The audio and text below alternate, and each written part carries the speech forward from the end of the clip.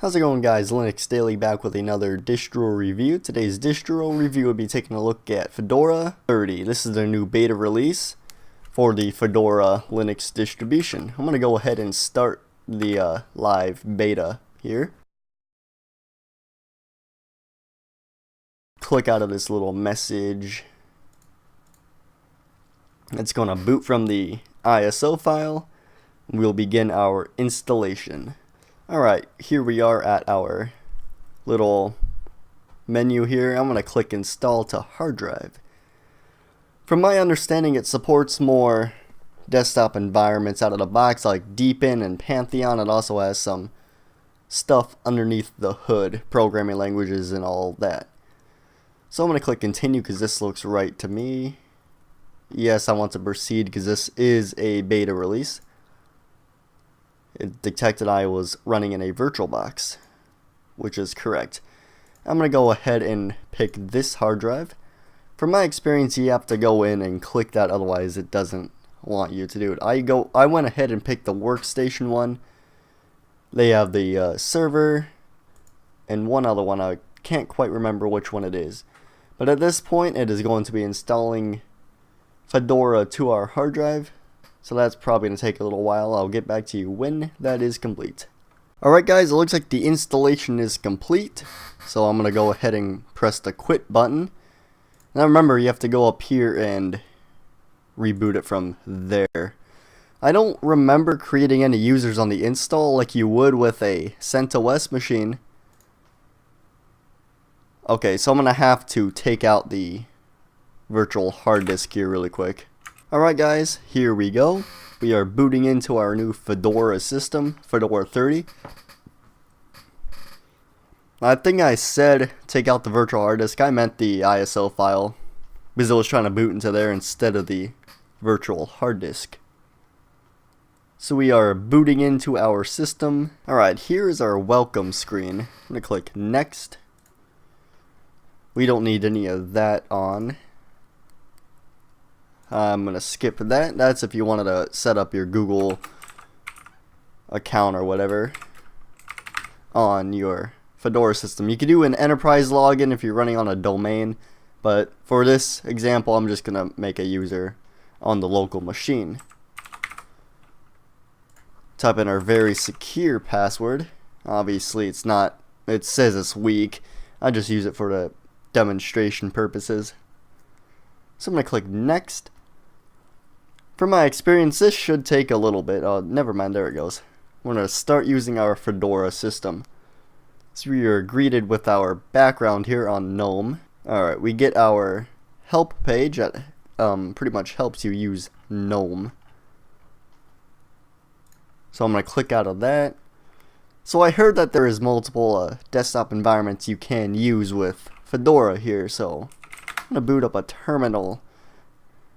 I know Deepin and Pantheon work, so I'm going to try to install Deepin here really quick. I'm going to do a yum-y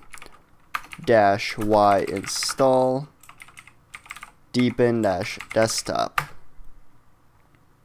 And of course I have to use the sudo to do that. So I'm just going to do that. Looks like it's going to have to update here really quick. Don't know how long that's going to take. It doesn't look like it's taking too long. But this will download the Deepin desktop environment, so we can check that out. But I'm going to look through what's going on in the GNOME first before I go into that. I'm also probably going to install the Pantheon as well. Pantheon is the desktop environment that Elementary OS uses. Looks kind of like a Mac. So does Deepin. They all kind of have that Mac kind of feel to it. But Pantheon is the closest resemblance to a Mac. So it doesn't look like this is taking too long. Test update. So I'm probably just downloading that.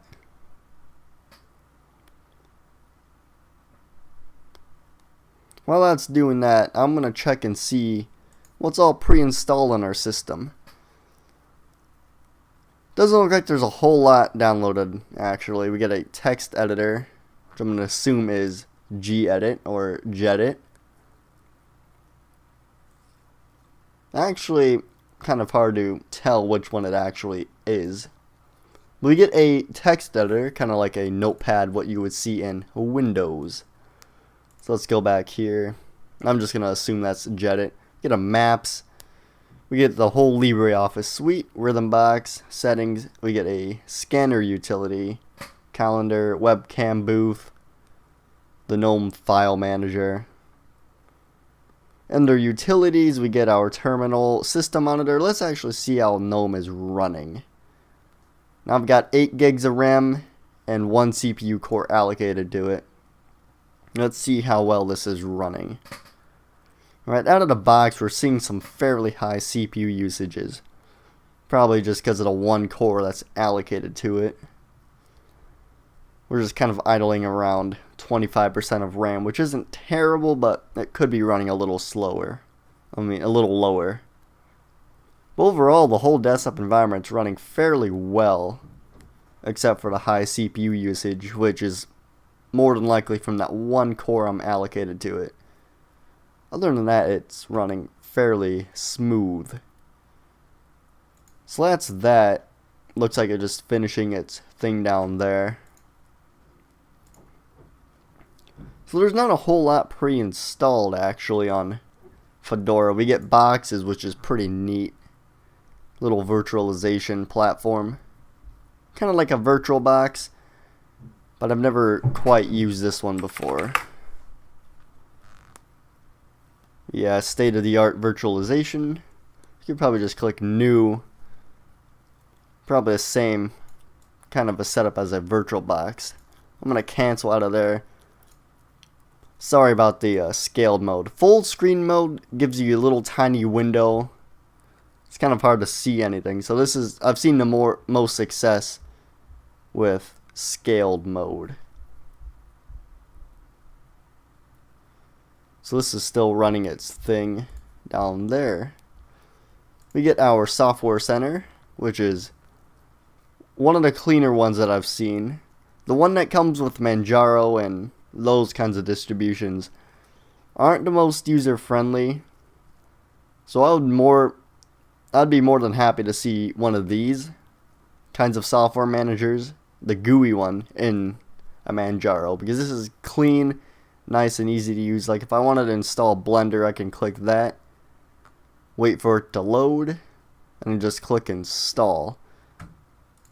But I'm more familiar with the command line things.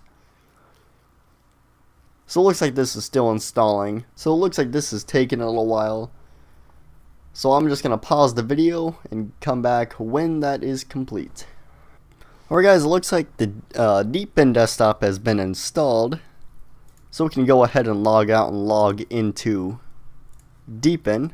I don't want to shut down, I want to log out. Yes. Alright, we can log back in now. Hopefully we can pick our Deepin desktop.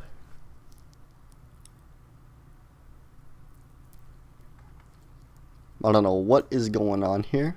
GNOME initial setup. If we log out of that.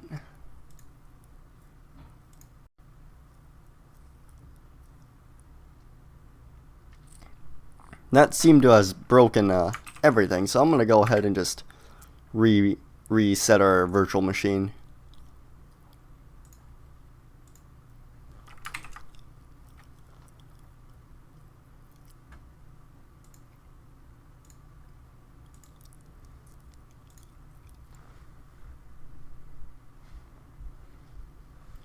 I don't quite know if that was a bug, but I just reset the virtual machine. We should be booting back up now. I'm not quite sure what that thing was logged in. Maybe part of the beta release, I'm not 100% sure. So I'm going to go ahead and just log back and see if we can pick our Deepin desktop environment. So log into that. Yes, we got Deepin right here, so we'll type in our very secure password. And we should be greeted with the deepen desktop environment. Friendly reminder, system has detected you in a virtual machine. Yes. Common mode, effect mode sounds great.